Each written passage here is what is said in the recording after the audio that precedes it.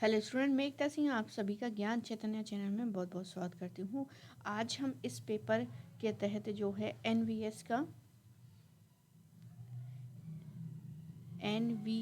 2022 में जो पेपर हुआ था उसको हम यहाँ पर डिस्कस करेंगे। ये जो पेपर है वो टीजीटी सोशल साइंस का है, सोशल साइंस का है। तो शुरू करते हैं। सबसे पहला यहाँ पर क्वेश्चन है कि बढ़ते कालक्रम में घटनाओं को सजाना है। तो ये वाला पेपर इसलिए क्योंकि इसी के तहत जो है इसी तरह के मतलब इसी पैटर्न में सेम टू सेम क्वेश्चन नहीं, मतलब इसी पैटर्न में हमको केवीएस में भी देखने को मिलेंगे। तो एक आइडिया यहाँ पर मिल जाएगा कि किस प्रकार से पेपर जो है वो आने की संभावना है। तो बिल्कुल इसको कर लेते हैं, आगे देखते हैं। सबसे पहला क्वेश्चन है बढ़ते कालक्रम में घटनाओं को सजाना है। तो सबसे पहले खूनी रविवार जब हम एनसीईआरटी की बुक में पढ़ते हैं तो बिल्कुल ये घटना हमको देखने को मिलती है। उसके बाद गृह युद्ध आएगा तो ए हो जाएगा, सी हो जाएगा, ए और सी जो है सी ऑप्शन हमारा सही है, ए और सी। फिर उसके बाद जो है कॉमिंटन का गठन हुआ था और डी ऑप्शन यानी कि सामूहिकरण की शुरुआत। तो सी ऑप्शन यहाँ पर बिल्कुल सही हो जाएगा।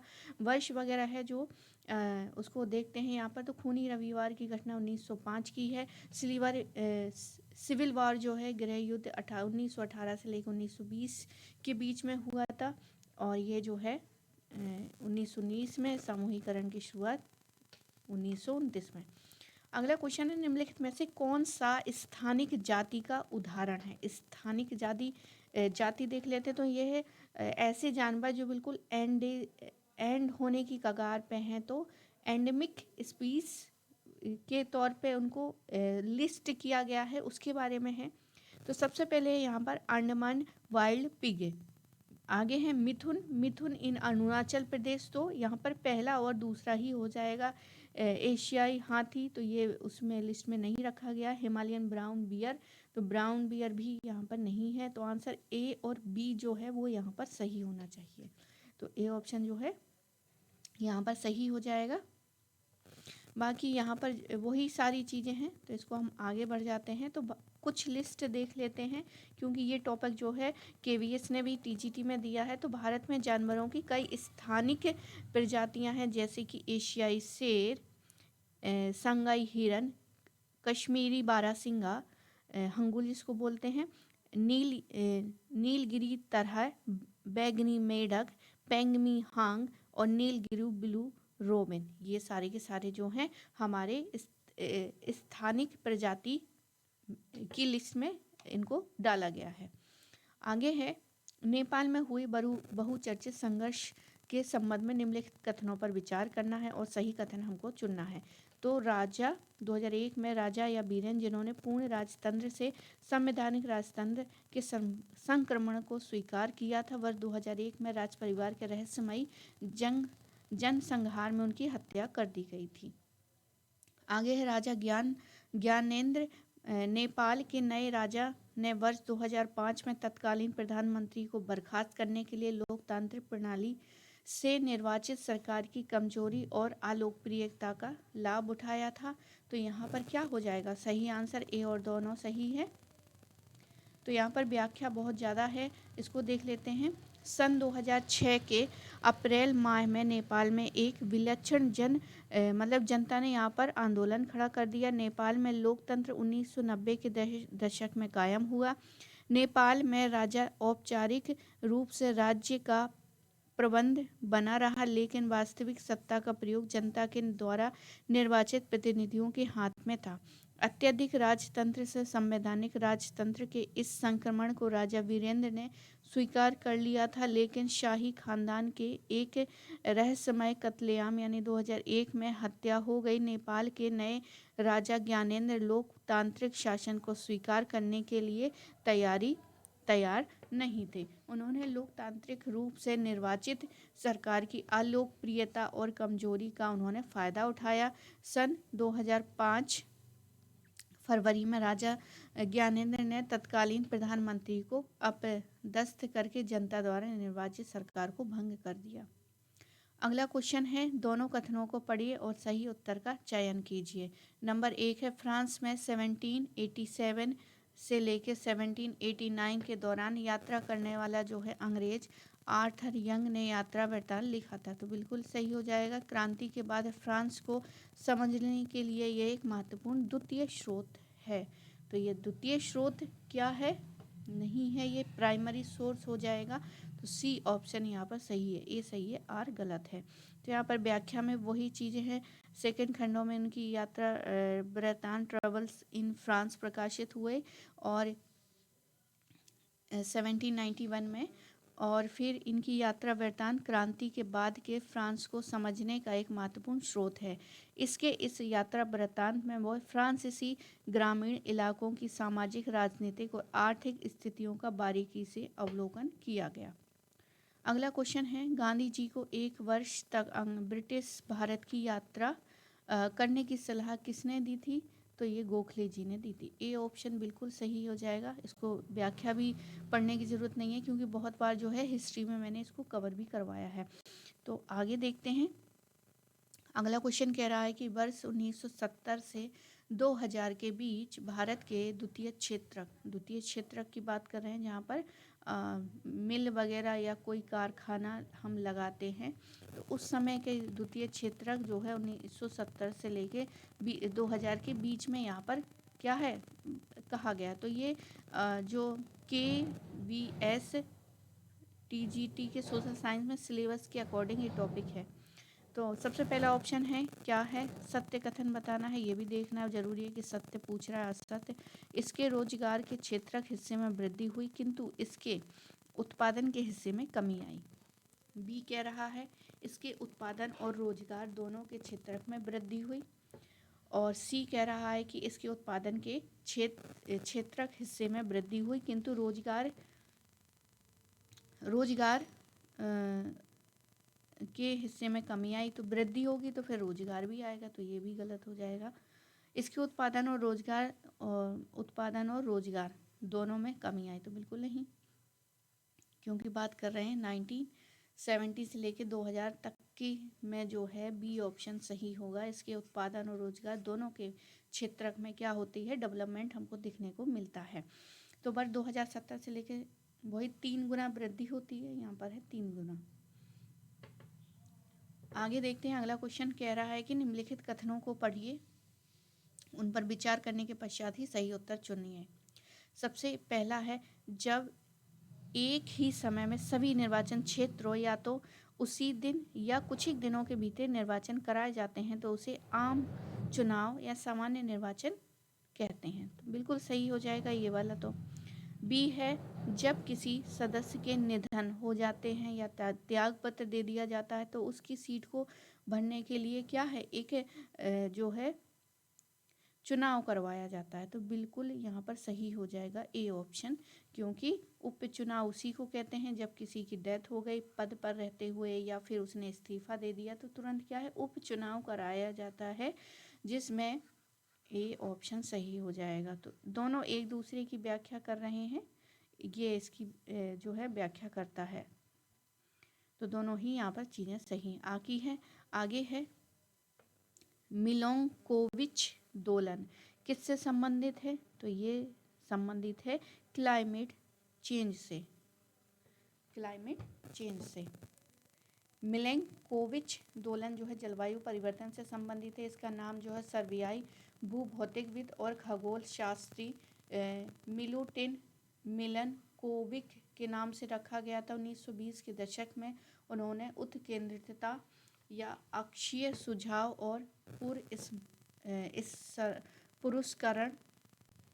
पुरस्करण से भिन्न संयुक्त रूप से पृथ्वी के सतह पर सौर विकिरण के अंतर्वार्षिक और आकांक्षीय वितरण में चक्रीय विविधताओं के परिणाम स्वरूप होती है। अगला क्वेश्चन है, निम्नलिखित दिए गए वाक्यों को पूरा करने के लिए सही विकल्प यहाँ पर दिया गया है, उसको चुनना है। तो अक्षांशों में निम्न परिवेष्टित समुद्रों का तापमान खुले समुद्रों की अपेक्षा क्या होता है?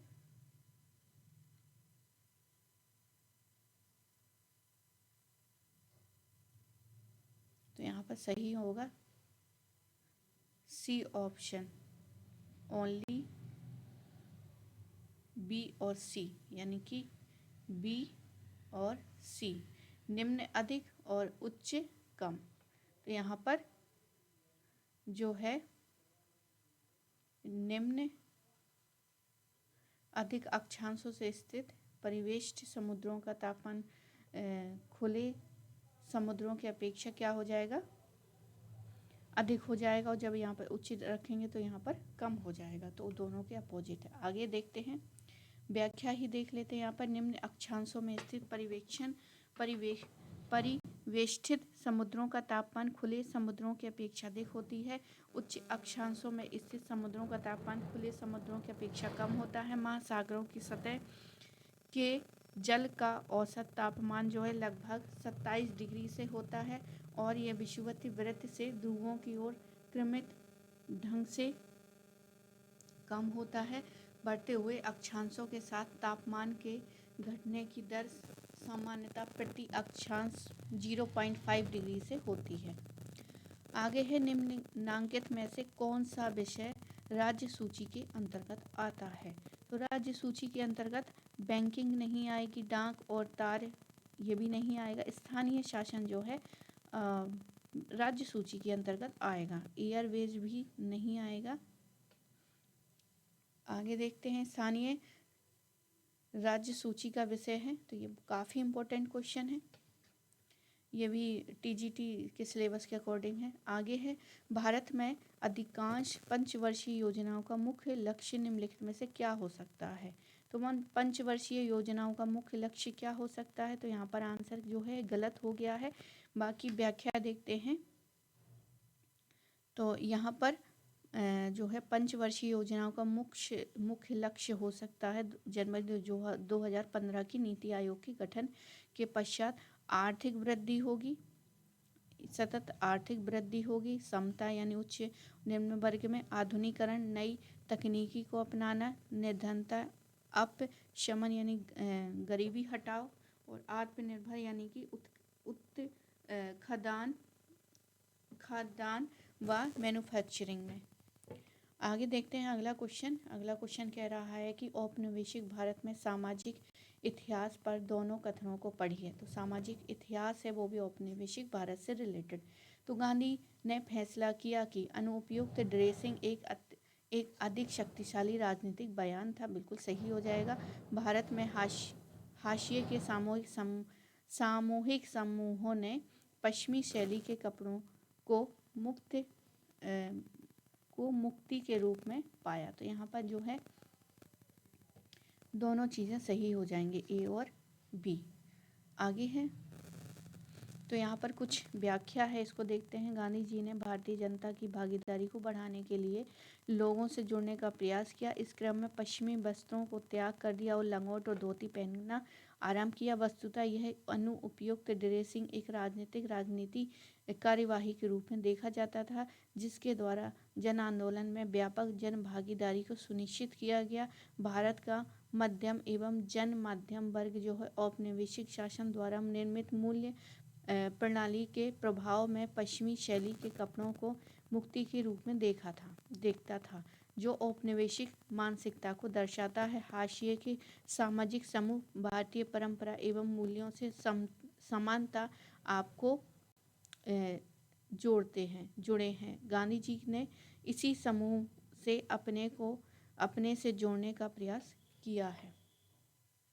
अगला क्वेश्चन है, वर्ष 1943 में बंगाल में आए अकाल के संबंध में निम्नलिखित कथनों को पढ़िए और उपयुक्त विकल्प का चयन कीजिए। सबसे पहले है, बंगाल के अकाल में मरने वालों के अधिकांश वे किसान थे जिनकी फसल बर्बाद हो गई।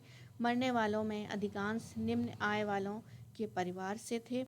अगला ऑप्शन है कि बंगाल के अकाल से वे सब लोग सर्वाधिक प्रभावित हुए जो अधिक कीमत के कारण खाद्यान्न नहीं खरीद सकते थे। तो यहाँ पर डी ऑप्शन क्या है, सही है, बी और सी। आगे देखते हैं, तो यहाँ पर क्या है, 1942 और 43 में बंगाल में भीषण अकाल पड़ा, जिसके फलस्वरूप लगभग 30 लाख लोगों की मृत्यु हुई। इस अकाल का मुख्य कारण था 1938 के बाद लगातार कई वर्षों तक फसलों के उत्पादन में कमी और द्वितीय विश्व युद्ध के कारण बर्मा से चावल का आयात बंद हो गया था। कहाँ से? बर्मा से। और ब्रिटिश शासन द्वारा अपने सैनिकों तथा युद्ध में लगे अन्य लोगों के लिए चावल की जमाखोरी करना था। बंगाल का यह अकाल एक मानव रहित भूखमरी था जिसमें सर्वाधिक प्रभावी वही लोग हुए जो ऊंची कीमतों के कारण खाद्यान्न खरीदने में असमर्थ थे। आगे देखते हैं, किसी भी देश में विभिन्न समूहों के बीच शक्ति के बंटवारे का सही कारण चुनिए। तो शक्ति साझा करने की प्रक्रिया द्वारा देश के सभी लोग किसी देश विशेष में बोली जाने वाली सभी विविध भाषाएं सीख सकते हैं। बहुसंख्यक समुदाय की अपनी इच्छा के अधिरोपित की प्रवृत्ति को नियंत्रण किया जा सकता है। अल्पसंख्यक पर बहुसंख्यक समुदाय के अत्याचार और दमनकारी संरचना को नियंत्रण किया जा सकता है। देश के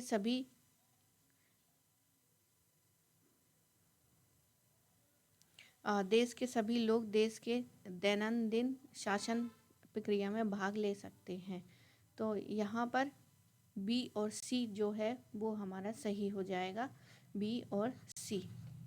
तो शक्ति का बंटवारा मतलब शक्ति का हमको हर किसी के उसमें बांट देनी चाहिए अगर हिंसक घटनाएं होने लगती हैं। तो यहाँ पर देख लेते हैं, किसी भी देश के विभिन्न समूहों के बीच शक्ति के बंटवारे का सही कारण इस प्रकार है कि बहुसंख्यक समुदाय की अपनी इच्छा के अधिरोपित की प्रवृत्ति को नियंत्रण किया जा सकता है।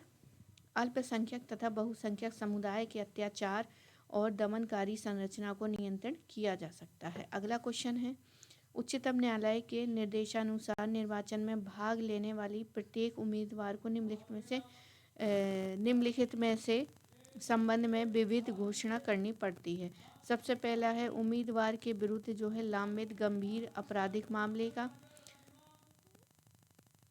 उम्मीदवार की परिसंपत्तियों और देयताओं का ब्यौरा किंतु उनके परिवार का नहीं।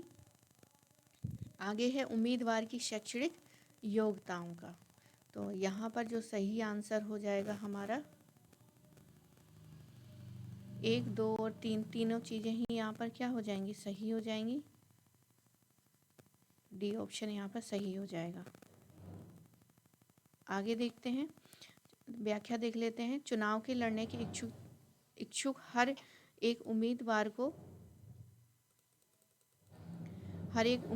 को नामांकन भरना पड़ता है और कुछ रकम जमानत के रूप में भी जमा करनी पड़ती है। हाल में ही सर्वोच्च न्यायालय के निर्देश पर हुए उम्मीदवार का एक घोषणा पत्र भरवाने की नई प्रणाली शुरू की है। अब इसमें क्या भरना पड़ता है? उम्मीदवार के खिलाफ चल रहे गंभीर आपराधिक मामले का विवरण, उम्मीदवार और उसके परिवार सदस्यों की संपत्ति भरनी पड़ती है, उम्मीदवार की भी संपत्ति और उसके परिवारों की भी संपत्ति, और कितना उनके पास संपत्ति है परिवार की, इन दोनों को ही हम कर सकते हैं। आगे उम्मीदवार का शैक्षणिक योग्यता। आगे देखते हैं, निम्नलिखित में से किस में वन क्षेत्र का न्यूनतम प्रतिशत है? तो आंसर हमारा पंजाब हो जाएगा। क्या हो जाएगा? पंजाब। अगर यहाँ पर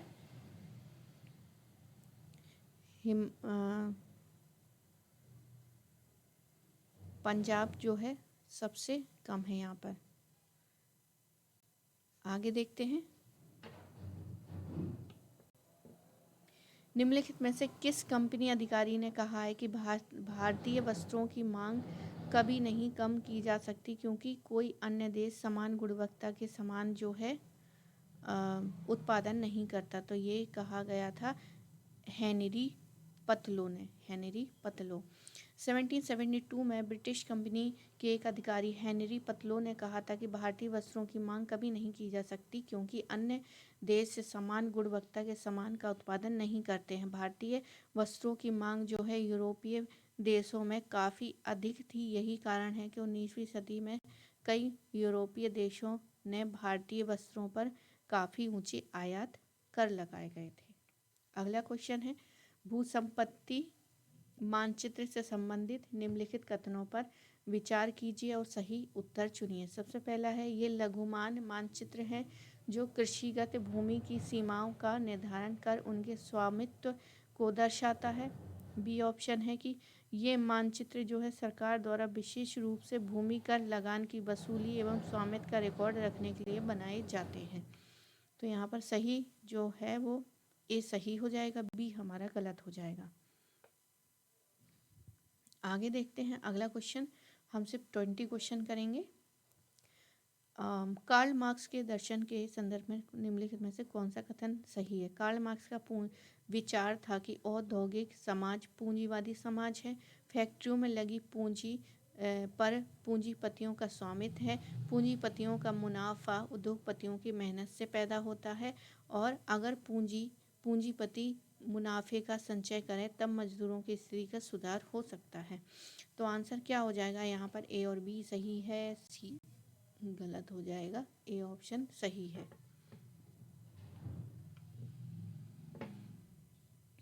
तो ये थे कुछ क्वेश्चन जो कि 2022 में एनवीएस का जो पेपर हुआ था टीजीटी का, उसमें ये सोशल साइंस का उसके ये क्वेश्चन हैं। तो आई होप आपको वीडियो पसंद आया होगा। बाकी के जो है हम अगले वीडियो में करेंगे। तो आई होप आपको ये वीडियो पसंद आया होगा। पसंद आया हो तो प्लीज़ लाइक करें, शेयर करें, सब्सक्राइब करें। मिलते हैं अगले वीडियो में। पूरा वीडियो देखने के लिए बहुत बहुत धन्यवाद।